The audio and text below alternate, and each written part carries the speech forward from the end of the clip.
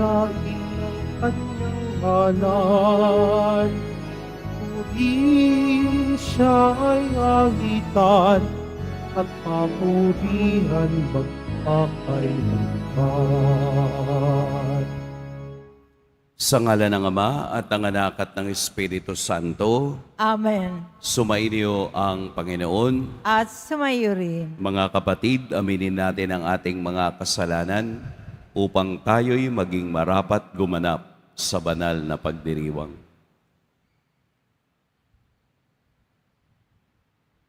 Tayo pong lahat, inaamin ko sa makapangyarihang Diyos At sa inyo, mga kapatid, na lubha akong nagkasala sa isip, sa salita at sa gawa, at sa aking pagkukulang. Kaya isinasamo ko sa mahal na Birheng Maria, sa lahat ng mga anghel at mga banal, at sa inyo, mga kapatid, na ako'y ipanalangin sa Panginoong ating Diyos. Kaawaan tayo ng makapangyarihang Diyos, patawarin tayo sa ating mga kasalanan, at patnubayan tayo sa buhay na walang hanggan. Amen. Panginoon, kaawaan mo kami. Panginoon, kaawaan mo kami. Kristo, kaawaan mo kami. Kristo, kaawaan mo kami. Panginoon, kaawaan mo kami. Panginoon, kaawaan mo kami. Manalangin tayo. Ama naming makapangyarihan, gawin mong lagi naming matapat na sundin ang loob mo upang kami wagas na makapaglingkod sa iyo. Sa pamamagitan ni Hesukristo, kasama ng Espiritu Santo, magpa sa walang hanggan. Amen. Magsiupo po ang lahat. Pagbasa mula sa sulat ni Apostol San Pablo sa mga taga-Efeso. Mga kapatid, marahil naman nabalitaan na ninyong dahil sa kagandahang loob ng Diyos ay pinagkatiwala niya sa akin ang tungkuling ito para sa inyong kapakinabangan. Ipinahayag sa akin ng Diyos ang kanyang lihim na panukala tulad ng nabanggit ko na sa dakong una. At habang binabasa ninyo ito, malalaman ninyong nauunawaan ko ang hiwaga tungkol kay Kristo. Ang hiwagang ito ay hindi ipinaalam sa mga tao noong mga nakaraang panahon. Ngunit inihayag ngayon ng Diyos sa pamamagitan ng Espiritu sa kanya mga banal na apostol at mga propeta. At ito ang lihim. Sa pamamagitan ng mabuting balita, ang mga hentil tulad din ng mga Hudyo ay may bahagi sa mga pagpapalang mula sa Diyos. Mga bahagi rin sila ng iisang katawan at kahati sa pangako ng Diyos dahil kay Kristo Jesus. Sa gagandahang loob ng Diyos, ako'y ginawa niyang lingkod para sa mabuting balita sa pamamagitan ng kanyang kapangyarihan. Ako ang pinakahamak sa mga hinirang ng Diyos. Gayon may, minarapat niyang ipagkaloob sa akin ang gawaing ito. Ipahayag sa mga hentil ang mabuting balita tungkol sa masagana at di malirip na pagpapalang nagbubuhat kay Kristo at ipaliwanag sa lahat kung paano isasagawa ang lihim na panukala ng Diyos. Ito ay matagal ng panahong inilihim ng Diyos na lumikha ng lahat ng bagay upang sa pamamagitan ng simbahan ay maipakilala ngayon sa mga pinuno ng mga may kapangyarihan doon sa kalangitan ang walang hanggang karunungan ng Diyos na naghahayag sa iba't ibang paraan. Alinsunod ito sa walang hanggang panukala na isinakatuparan niya kay Kristo Jesus na ating Panginoon. dahil sa ating pakikipag-isa at pananalig sa Kanya, makalalapit tayo sa Diyos ng panatag ang loob. Ang salita ng Diyos. Salamat sa Diyos. May galak tayong sumalok sa batis ng manunubos. May galak tayong sumalok sa batis ng manunubos. Ang Diyos ang siyang nagliligtas sa atin. Tiwalang-tiwala ako at wala muntimang pangamba. Sapagkat ang poon ang lahat sa akin. Siya ang aking awit, ang aking kaligtasan. Malugod kayong sasalok ng tubig sa batis ng kaligtasan. May galak tayong sumalok sa batis ng manunubos. Magpasalamat kayo sa poon. Siya ang inyong tawagan. Ipaalam ninyo sa mga bansa ang kanyang ginawa. Ipahayag ninyo ang kadakilaan ng kanyang pangalan. May galak tayong sumalok sa batis ng manunubos. Umawit kayo ng papuri sa poon, sapagkat kahanga-hanga ang kanyang mga ginawa. Ipahayag ninyo ito sa buong daigdig. Mga anak ng Sion, umawit kayo ng buong galak, sapagkat nasa piling nyo ang dakila at banal ng Israel. May galak tayong sumalok sa batis ng manunubos. Magsitayo na po ang lahat.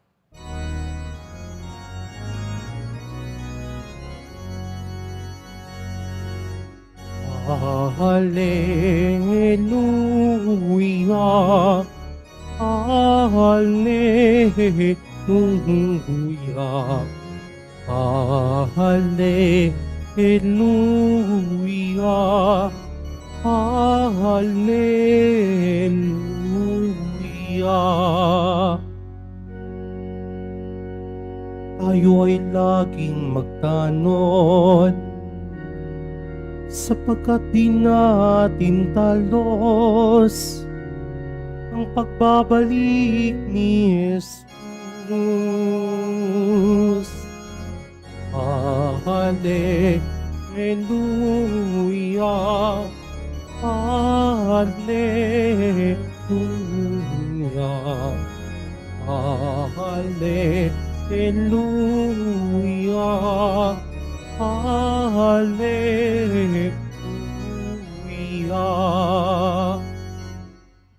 Sumainyo ang Panginoon. At sumayo rin. Ang mabuting balita ng Panginoon ayon kay San Lucas. Papuri sa iyo, Panginoon.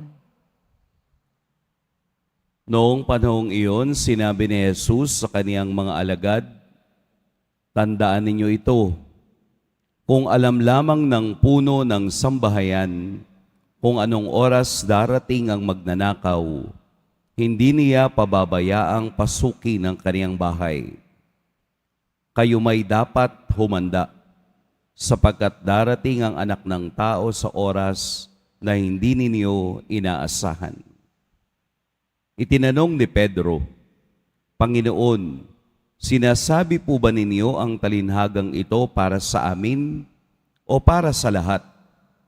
Tumugon ang Panginoon, "Sino nga ang tapat at matalinong alipin? Hindi ba siya ang pamamahalain ng kaniyang Panginoon sa sambahayang iyon upang magbigay sa ibang mga alipin ng kanilang pagkain sa karampatang panahon? Mapalad ang aliping iyon kapag dinatnan siyang gumagawa ng gayon sa pagbabalik ng kaniyang Panginoon.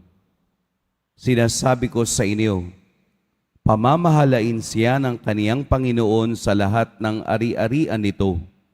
Ngunit kung sabihin sa sarili ng aliping iyon, matatagalan pa bago magbalik ang aking Panginoon, at simulan niyang bugbugin ng ibang aliping lalaki at babae, at kumain, uminom at maglasing, darating ang Panginoon ng aliping yaon sa araw na hindi niya inaasahan at sa oras na hindi niya alam.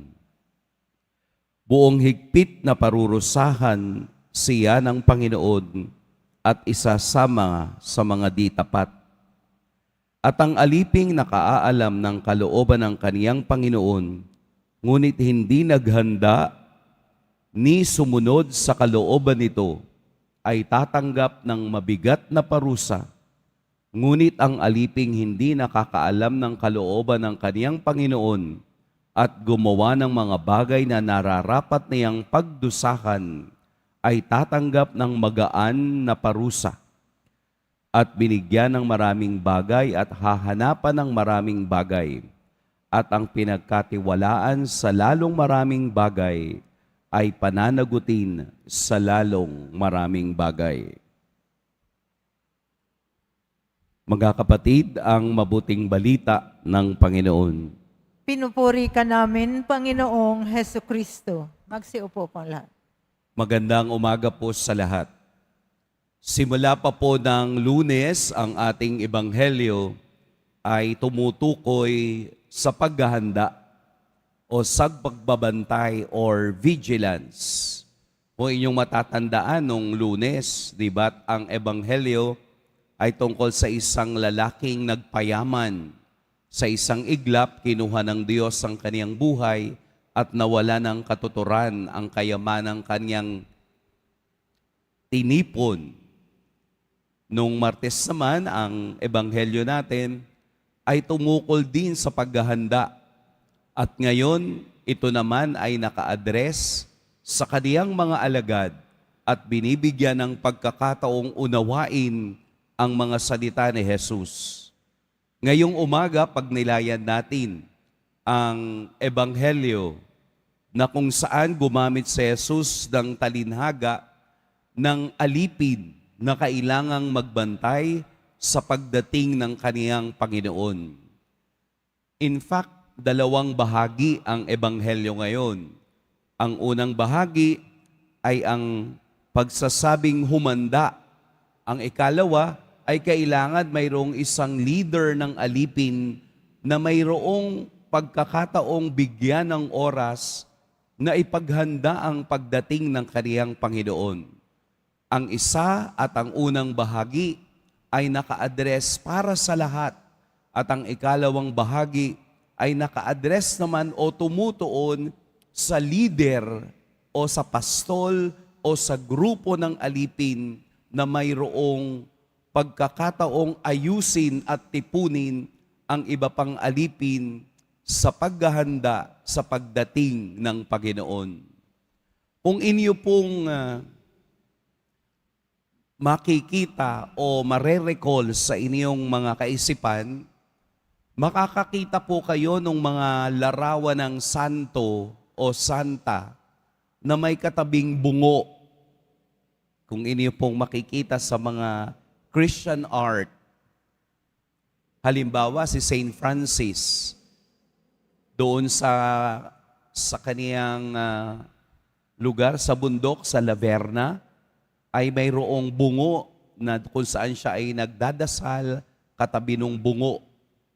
Si Santa Rita ng Cassia, may hawak na bungo. Si San Bruno ay may kasama ring bungo. O kaya yung mga lumang crucifix, yung mga luma nating krus, may mga bungo sa ilalim yan dun sa paanan ni Jesus. Napakagandang krus yung noon, nung panahon. Meron niyang krus sa ilalim ng paan ni Jesus. Ito ay depiction ng art na yung bungo ay sumisimbolo sa kamatayan. Kung sa krus naman, ito ay sumisimbolo kay Adan na naging sanhi ng kamatayan at pagkakasala ng tao. At yung krus ay sumisimbolo kay Jesus na siyang kaligtasan at muling pagkabuhay ng tao. Yung mga santo na nakafocus doon sa skull o sa bungo ay pagpapakita na ang buhay ng tao ay hindi pangmatagalan. Na lahat tayo ay magiging katulad ng bungo o mamamatay sa takdang panahon. Ang pagdating ni Jesus ay katulad din ng kamatayan na hindi inaasahan ng tao, na tayong lahat sa anumang sitwasyon, sa anumang kinalalagyan ngayon, ay maaaring mamatay. Tayo man, dahil sa oras na hindi natin inaasahan, darating ang Panginoon sa ating buhay at ito ay hudyat ng kaniyang pagbabalik at paghuhukom sa ating mga karanasan. Huwag natin katakutan ang kamatayan. Bagkus tumingin tayo sa kamatayan na isang pagkakataong makita kung ano ang iyong kalalagayan pagkatapos ng iyong buhay. Tingnan natin sa magandang halimbawa ng aliping handa sa anumang oras ng pagdating ng Panginoon. Tayong lahat ay alipin. Tayong lahat ay naghihintay sa pagdating ng Diyos. At araw-araw, siya ay dumarating sa ating buhay na hindi natin napapansin. Araw-araw siya ay nagbibigay ng inspirasyon, nagbibigay ng daan, nagbibigay ng pagkakataong lagi nating tingnan sa araw-araw kung ano ang magiging resulta ng aking buhay. Sapagkat ang buhay na meron tayo ay hindi para gugulin sa sinabi sa Ebanghelyo na uminom, magsaya, magsayaw, lahat ng bagay na pwede mong gawin ay gagawin mo dahil hindi mo alam ang pagdating ng Panginoon. Hindi po. Ang buhay ay paghahanda doon sa tunay na patutunguhan natin pagkatapos ng kamatayan. Kaya hindi po pwede na palagi tayong nakatuon sa bagay na nakapagpapaginhawa ng katawan. Tayo din po ay tumuon sa nagpapaginhawa ng kaluluwa, sapagkat ang ating katawan ay namamatay, pero ang kaluluwa ay patuloy na maglalakbay patungo sa Diyos. Ito ang ating titingnan, ito ang ating pangangalagaan, ito ang ating palang magiging hiling sa Diyos na sa kaniyang pagdating ay palagi akong handa at laging bukas ang aking puso sa kaniyang inspirasyon sa araw-araw. Memento mori, palagi po tayong tumingin sa diwa, sa kawagasan, sa biyaya ng Diyos ng ating buhay upang makita natin ang pagtanggap ng Diyos sa atin kapag tayo'y naroon na sa biyaya ng kaniyang tagumpay. Ipagdasal din po natin ang ating mga kapatid sa Bicol. Ipagdasal natin ang ating mga kamag-anak at kakilala at kaibigan na nangangailangan ng tulong sa kanilang lugar. Sana sa ating pananalangin, isama natin ang kaligtasan nila at sana'y magkaroon ng katiwasayan.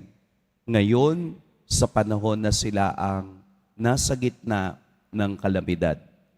Mag-iingat po tayo ngayong araw. Pagpalain tayo ng poong may kapal.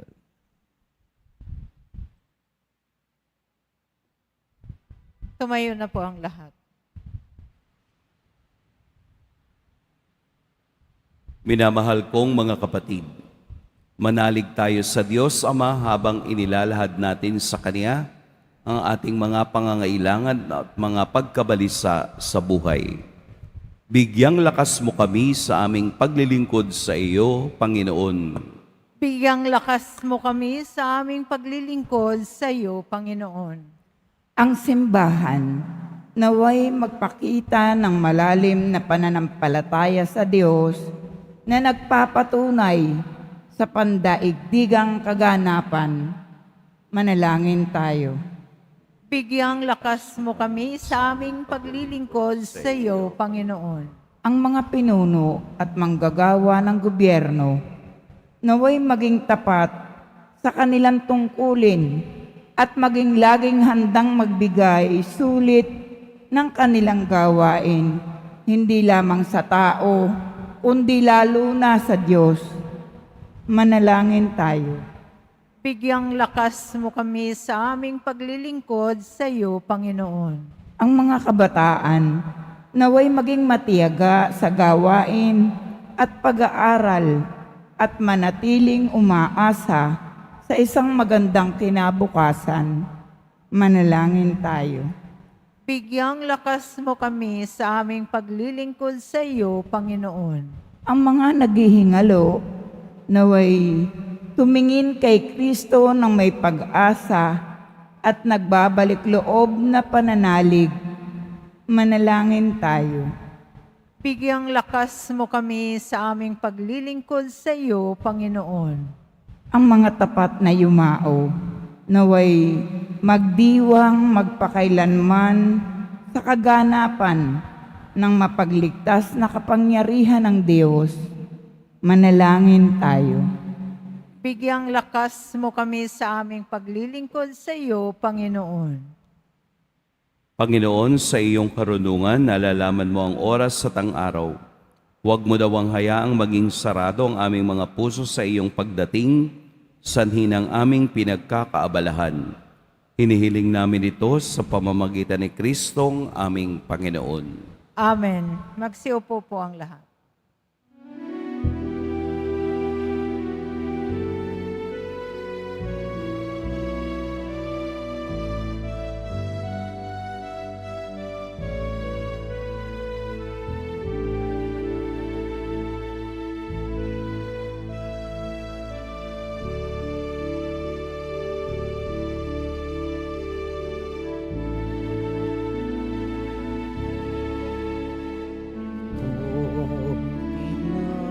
Ay at alak na muna sa'yo, hingingin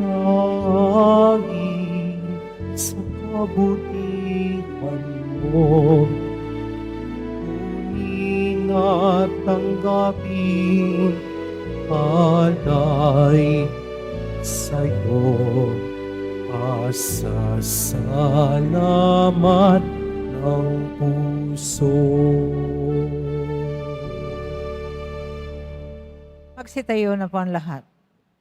Madalangin kayo mga kapatid upang ang paghahain natin ay kalugdan ng Diyos amang makapangyarihan.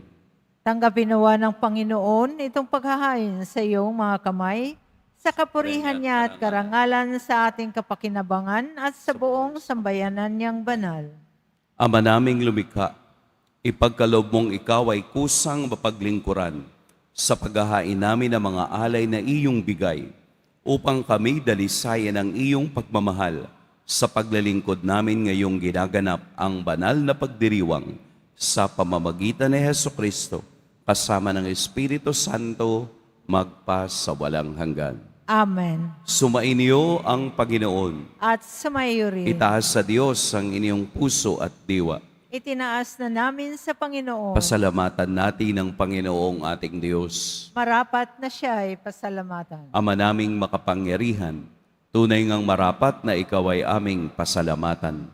Pinagbibigyan mong ito'y aming maihayag, kahit na ito'y walang anumang maidaragdag, sa kadakilaang sa iyo ay likas.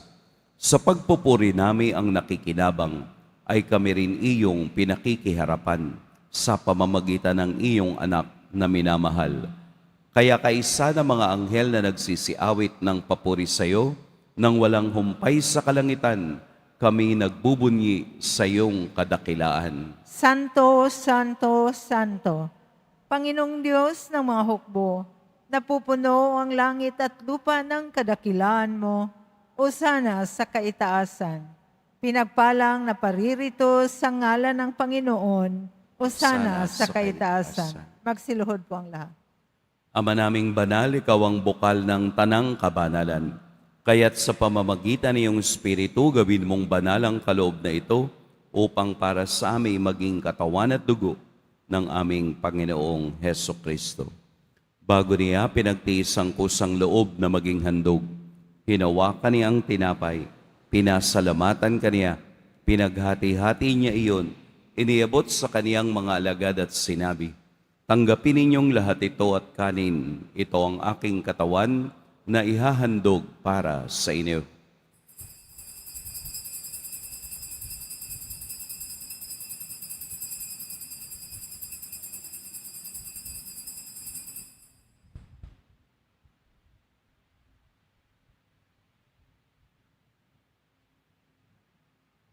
Gayun din naman noong matapos ang hapunan, hinawakan niya ang kalis, muli kaniyang pinasalamatan, inabot niya ang kalis sa kaniyang mga alagad at sinabi, tanggapin ninyong lahat ito at inumin, ito ang kalis ng aking dugo. Nang bago at walang hanggang tipan, ang aking dugo na ibubuhos para sa inyo at para sa lahat, sa ikapagpapatawad ng mga kasalanan. Gawin ninyo ito sa pag-alala sa akin.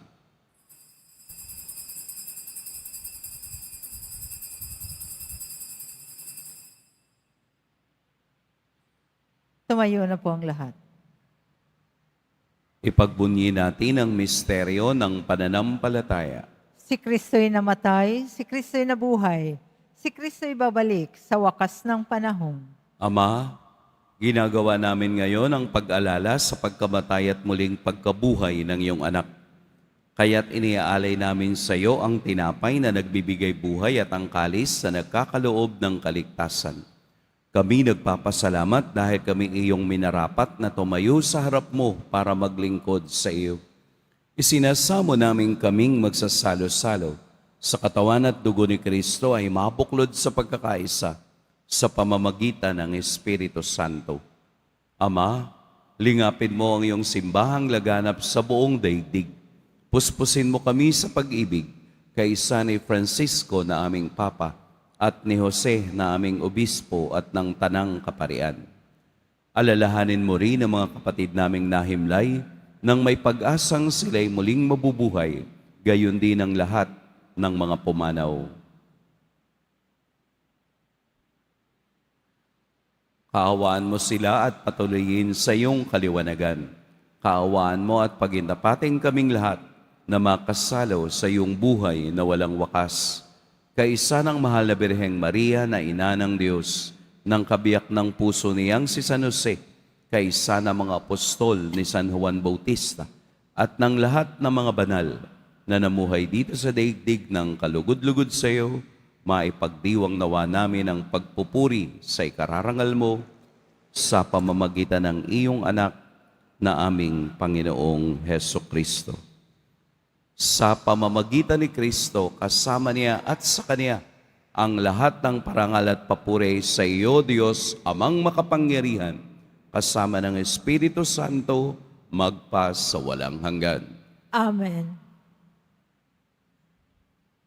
Sa tagubilin ng nakagagaling na utos at sa turo ni Jesus na Panginoon natin at Diyos, ipahayag natin ng lakas loob. Ama namin, sumasalangit ka, sambahin ang ngalan. Mapasa amin ang kaharian mo, sundin ang loob mo, dito sa lupa para nang sa langit. Bigyan mo kami ngayon ng aming kakanin sa araw-araw. At patawarin mo kami sa aming mga sala, para ng pagpapatawad namin sa nakakasala sa amin. At huwag mo kaming ipahintulot sa tukso, at iadya mo kami sa lahat ng masama. Hinihiling namin kami iadya sa lahat ng masama. Pagkalooban ng kapayapaan araw-araw, iligtas sa kasalanan at ilayo sa lahat ng kapahamakan. Samantalang aming pinananabikan ang dakilang araw ng pagpapahayag ng tagapagligtas naming si Heso Kristo. Sapagkat iyo ang kaharian at ang kapangyarihan at ang kapurihan magpakailanman. Amen. Panginoong Heso Kristo, sinabi mo sa iyong mga apostol, kapayapaan ang iniiwan ko sa inyo, ang aking kapayapaan ang ibinibigay ko sa inyo. Tunghayan mo ang aming pananampalataya at huwag ang aming pagkakasala. Pagkalooban mo kami ng kapayapaan at pagkakaisa ayon sa iyong kalooban, kasama ng Espiritu Santo, magpa sa walang hanggan. Amen. Ang kapayapaan ng Panginoon naway laging sumainyong lahat. At sumayo rin. Magbigayan kayo ng kapayapaan sa isa't isa. Kordero ng Diyos na nag-aalis ng mga kasalanan ng sanlibutan, maawa ka sa amin. Kordero ng Diyos na nag-aalis ng mga kasalanan ng sanlibutan, maawa ka sa amin. Kordero ng Diyos na nag-aalis ng mga kasalanan ng sanlibutan, ipagkaloob mo sa amin ang kapayapaan. Magsiluhod po ang lahat. Narito si Jesus ang Panginoong darating. Ito ang Kordero ng Diyos. Ito ang nag-aalis sa mga kasalanan ng sanlibutan. Mapapalad ang inaanyayahan sa kaniyang piging. Panginoon, hindi ako karapat-dapat na magpatuloy sa iyo. Ngunit sa isang salita mo lamang ay gagaling na ako.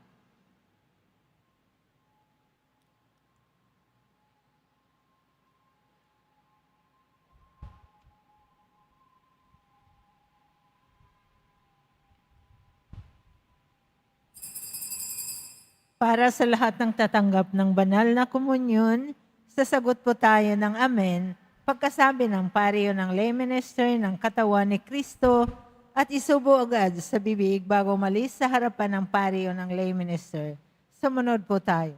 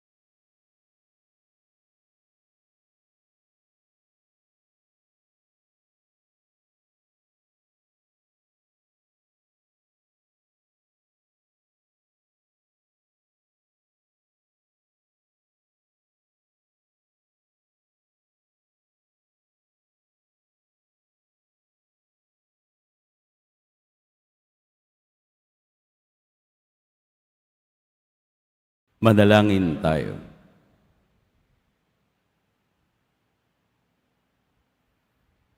Ama naming mapagmahal, gawin mong sa aming banal na pakikinabang, kami ngayon ay iyong matulungan at mahubog para mamuhay sa kalangitan. Sa pamamagitan ni Jesucristo, kasama ng Espiritu Santo, magpa sa walang hanggan. Amen. Sumainyo ang Panginoon. At sumayo rin. Yumuko kayo para sa pagbabasbas. Mahal na poong Jesus Nazareno, inihayag mo sa pamamagitan ng krus ang walang maliw na pag-ibig ng Diyos sa sangkatauhan. Pakinggan mo po ang kahilingan ng iyong angkan na nagsusumamo sa iyo. Makamtan nawa nilang iyong katugunan at tanggapin ang kasagutan na may utang na loob na tinatanaw. Basbasan din po ninyo ang mga daladala nilang mga imahen at dasalan. Sa pamamagitan ng bendisyon na ito, naway maalala nila ang mga pangako nila noon sa biniyag na ikaw ang kanilang iibigin at paglilingkuran bilang Panginoon magpa sa walang hanggan. Amen. At pagpalain kayo ng makapangyarihan at mapagmahal na Diyos, ang Ama at Anak at Espiritu Santo. Amen. Tapos na ang ating pagdiriwang, humayo kayong taglayang kapayapaan ng poong Jesus Nazareno. Salamat sa Diyos.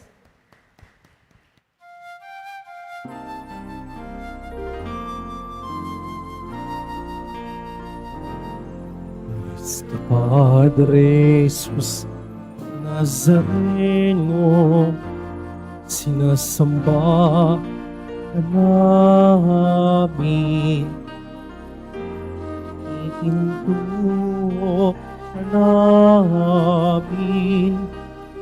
Paral mo ang aming buhay at kaligtasan. Cristo Padre Jesus Nazareno, iligtas mo kami sa kasalanan. Ang puso mong pinamatayan ay sa isag ng aming kalikasan. Nuestro Padre Jesus Nazareno, inarangal ka namin. Nuestro Padre Jesus Nazareno, niluwalhati ka namin. Nuestro Padre Jesus Nazareno, tinarangal ka namin. Nuestro Padre Jesus Nazareno, tinulwalhati ka namin.